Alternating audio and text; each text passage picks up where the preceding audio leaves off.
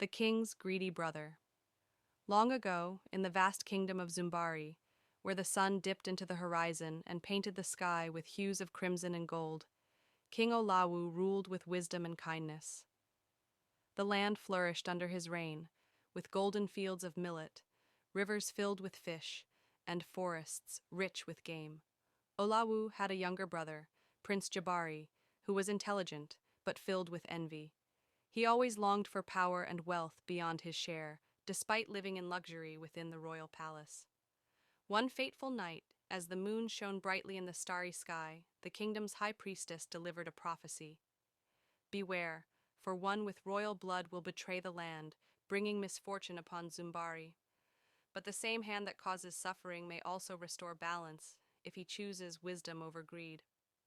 Though no one understood the prophecy fully, whispers spread through the kingdom like wildfire.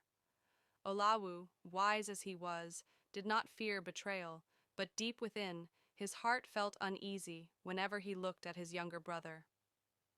Jabari's plot for power. As the years passed, King Olawu ruled justly, while Prince Jabari grew restless. He wanted more than riches, he wanted the throne.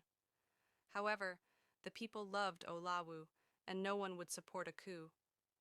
One evening, an old woman appeared at Jabari's chambers, dressed in rags but with piercing eyes that seemed to see right through him. She claimed to be a powerful sorceress, offering him a chance to rule, but at a price. Power comes at a cost, young prince, she warned, her voice dripping with an otherworldly accent. Are you willing to pay it?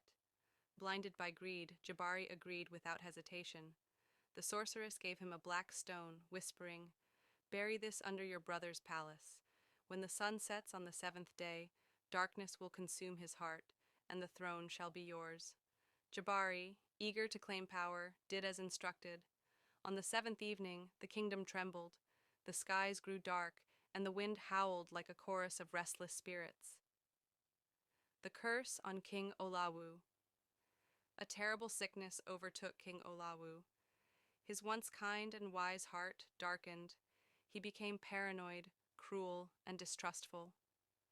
The people suffered as he issued harsh decrees, demanding more taxes and punishing those who questioned his rule. The elders and chiefs were confused. This was not the king they had known. The once thriving kingdom withered under his rule, and famine struck. Crops withered, rivers dried up, and the skies turned a sickly shade of gray.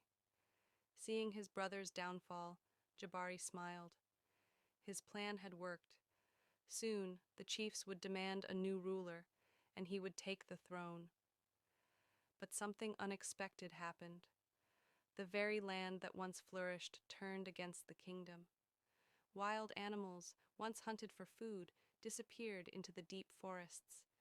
The people whispered that the gods were angry. Instead of being welcomed as a savior, Jabari found himself in a kingdom full of suffering, one he had helped destroy. The journey for redemption. One night, the old sorceress reappeared, laughing. You desired the throne, and now you see its burdens, but there is a way to undo what you have done, if you are willing to sacrifice. Jabari, now regretting his greed, fell to his knees. Tell me how, he pleaded. The sorceress revealed that he must journey into the forbidden forest and retrieve the tear of the ancestors, a mystical blue gem guarded by the spirit of truth.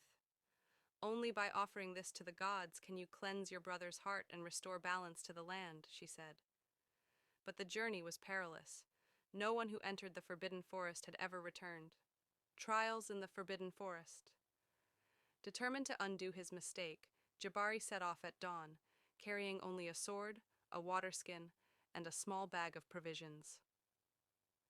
First trial, the River of Reflection. After 2 days of walking, Jabari reached a shimmering river that spoke in whispers. As he knelt to drink, his reflection twisted, showing not his face but his worst actions, his lies, his betrayal, his greed. To cross, you must accept who you are, the river whispered. Jabari, filled with shame, wept for the first time in his life. As his tears touched the water, the river cleared and a stone bridge appeared. Second trial, the guardian serpent. Deeper in the forest, Jabari encountered a massive serpent with golden scales. "Why do you seek the tear of the ancestors?" the serpent hissed. "To right my wrongs," Jabari replied, his voice steady. "And if I do not let you pass?" Jabari thought of his people's suffering. Instead of fighting, he bowed his head in humility, saying, "Then I will perish, trying to make amends." The serpent, sensing his sincerity, slithered aside, allowing him to pass.